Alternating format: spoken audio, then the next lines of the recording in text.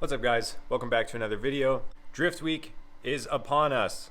I'm not sure when this video is going to go up, but as of right now, there are 9 days, including today, until I have to be in Arizona for day 1 of Drift week. To say I'm stressed is an understatement, but it's fine. It's fine. Everything's going to be fine. Got a long list of things to do to the Z before we can get out of here. So let's start checking some things off the list. To be honest with you, I actually don't even have a list. So let's make a list and then check some things off. List is made. I'm probably forgetting some stuff, but at least it's there. I've got a list on my phone and now I've got a list on paper. So between the two of them, I think I'll be okay. Let's get to work and start checking some of those things off that list. If you took a quick glance at that list, you may have noticed I have wheels, tires on there. And I want to give a massive, massive shout out and thank you to my buddy Danny over at Powder Coat Industries. If you are in the Palmdale, Lancaster, Antelope Valley, or even further than that, he'll definitely get you taken care of on all of your powder coating needs. He's hooking me up and hopping on as a sponsor. So we're going to have some fresh wheels for Drift Week. Kind of crazy to do it now with 8 days, but he's got it under control and I cannot wait to show you guys how the wheels are going to look. It's definitely going to change up the look of the car. But I figured while we've got no wheels on the car, perfect time to check a bunch of things off the list of that car. So while it's up in the air, I'm going to go ahead and get started on the oil change, drain the oil, drain the trans fluid so we can get both of those done, and then start working on bleeding these brakes and crossing my fingers that all the lines and the fittings we did work and that the calipers themselves work, which they should. Not really too worried about that last part, but the lines and fittings for the hydro, definitely a little worried about. I will drop a link down below to Powder Coat Industries info. So like I said, if you're in SoCal and have any need for some powder coating work, hit them up. They will get you taken care of. This looks like a mess, but it actually is a really good sign. Yes, there's brake fluid spilled everywhere, and it's all in that line because I was trying to bleed it. But that means this fitting is not kinked. That's a huge win. I was definitely worried about that fitting being kinked just because of how sharp that bend was, but I guess I do know what I'm doing after all. At least a little bit. I can't fully bleed the system all by myself, but I just really wanted to know if that line and fitting were good. Happy to say it is good. Carrying the good momentum down the rest of that list.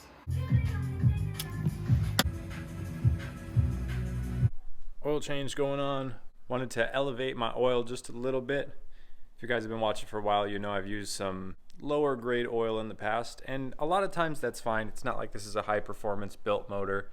And I'm changing it pretty frequently too, usually 1 or 2 events at the most, and I don't street drive it that much. But Drift Week is going to be putting a whole lot more demand on this thing, so I am going to use a bit higher quality of oil. For that, I went with Valvoline's VR1.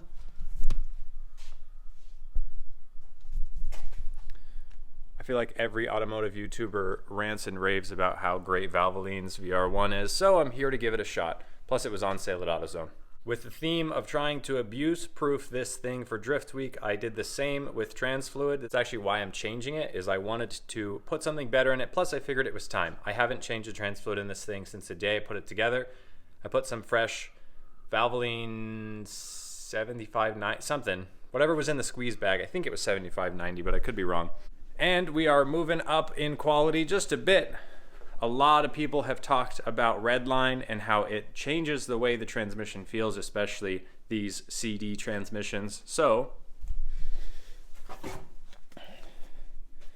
got some RedLine MT85. As always, I got this stuff on Amazon. It was actually cheaper than any local retailer out here. As always, I will drop a link down below to the Amazon affiliate links if you need some RedLine gear oil for yourself. I'm hoping this makes as big of a difference as everybody said, because this transmission's definitely not the happiest, at least when it comes to like 3-4 shifts. Even if it's not an actual upgrade, just having fresh fluid is going to be nice, especially for this big trip we've got coming up.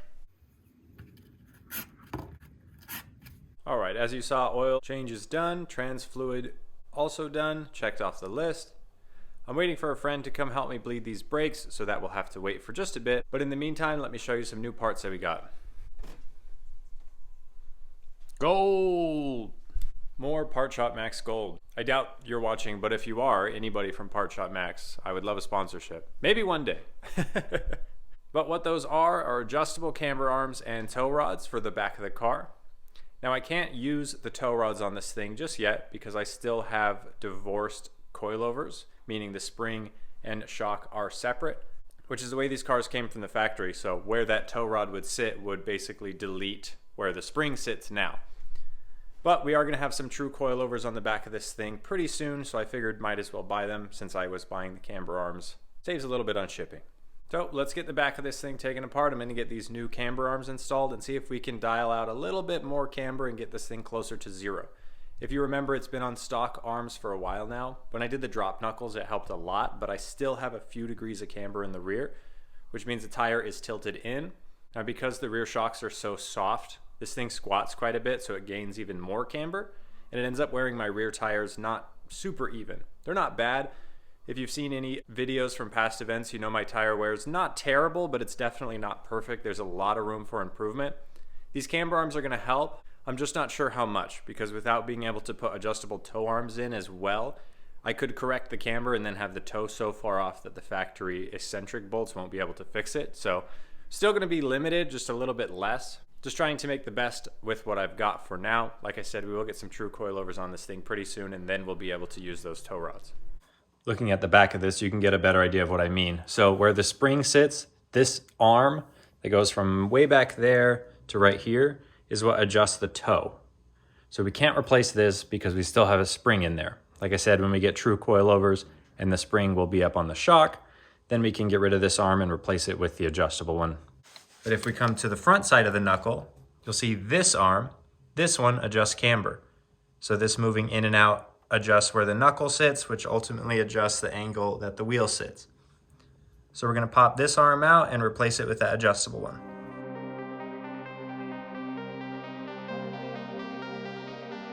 Now you could just throw these arms on the car straight out of the box, but what I like to do is to grab the factory bolt, pass it through both ends of the arm, and then we can set the length very close to the factory length. Now in this case, because I want less camber, I want the arm just a little bit shorter.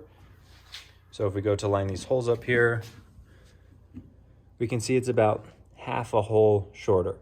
I know that's not precise measurement, but it's definitely replicatable, so I could do the same thing on the other side.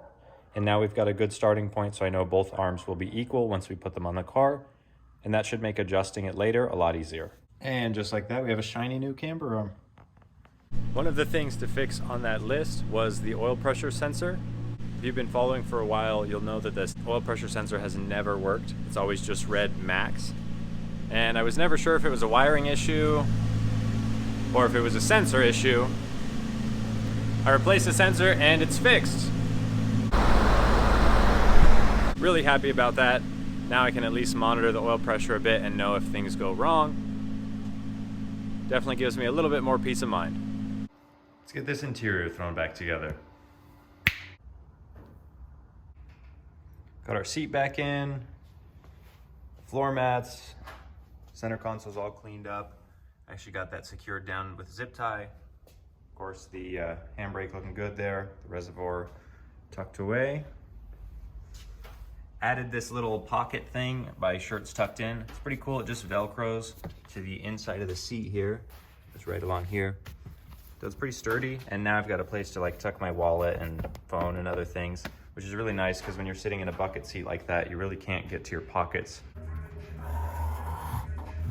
Check out these wheels. Headed to the tire store right now, but I gotta show you.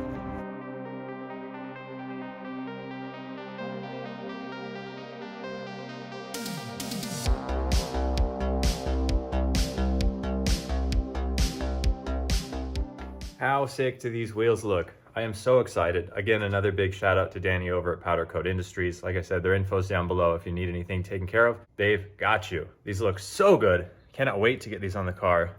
But that's gonna be a bit later in this video because I still have some stuff to do while the car's up on stands. So let's get to work. So like I said, we have quite a bit of work to do while this car is still up on jack stands. One of those things is putting bump stops in the rear shocks. Now the coilover height in the rear is actually set to max high, and the car's still pretty low. A lot of that has to do with how soft the rear suspension is. If you look at this picture here, you'll notice how low the car sits under acceleration or during a transition.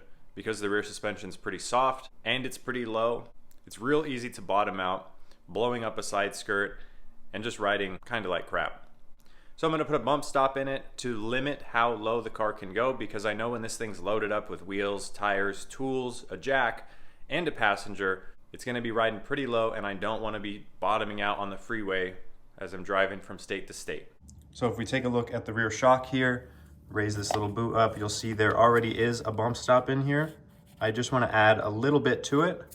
So I've got a spare here, and I'm actually just going to cut like one of these circles out and just toss it in there, and then we should be good. This is just a temporary solution. Obviously the right way to fix this is just to buy better coilovers, which is definitely something that's going to happen down the road. I just didn't have the time or the extra cash to do it right before Drift Week. Look who showed up.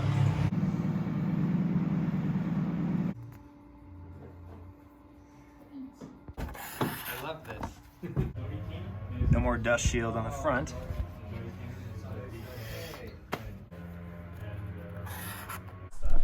Drift Week prep in full swing. What are you working on over there? Seat bracket. I'm 6'4". Nanami is 5'4". We have to somehow fit in the same car. Lots of last minute work going on. Let me show you guys what just showed up. Check this out. That's what we're going for. Got a lot of work to do to prep this thing to get this livery on. Big shout out to Over Modify. I emailed them and let them know the time crunch I was under, and they did everything they could to get me this thing in time, and I am so thankful that it showed up, because you really don't have any time to spare. So I'm going to put the camera down, get to work, because I've got to pull the old graphics off this thing, and then we'll start laying out the new livery and see how it goes. That night.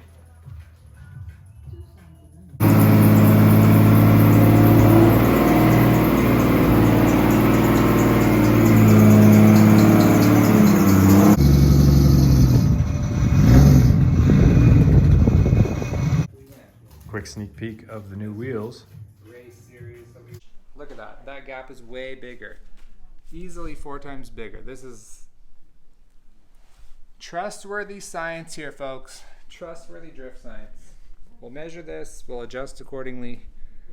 The next thing you're going to see is us driving. Not sure if you could actually tell what he was doing there, but he's using fishing line to see which side of the car has more toe in my case. That way the car doesn't dog walk down the street, which I know it has done before. So we're getting this alignment taken care of, and then aside from the livery, I think this car is good to go. All right, so we got most of the work done. I still don't have the livery on the car, but everything else is good. Alignment squared away. We got the JZX100 also squared away. We're gonna go for a little test drive now, make sure everything's okay. Happy to say that testing went great. The brakes feel amazing, the hydro feels amazing and works perfectly. I'm so happy about that. The car runs and drives better than it ever has. The alignment is spot on. Overall, I'm really happy. I think this thing is dialed and as good as it's gonna be for Drift Week, at least mechanically speaking. As far as the looks go, the livery is not on. We'll handle that probably when we get to Arizona. So we'll have to wait and see how that ends up. But for now, that's going to be a wrap for this one. Thank you guys as always for watching. I hope you enjoyed it. Make sure you are subscribed, because the next video will be part 1 of many parts of Drift Week. And I cannot wait to share that experience with you guys. I'm going to close it out with some B-roll here. I'll catch you guys in the next one.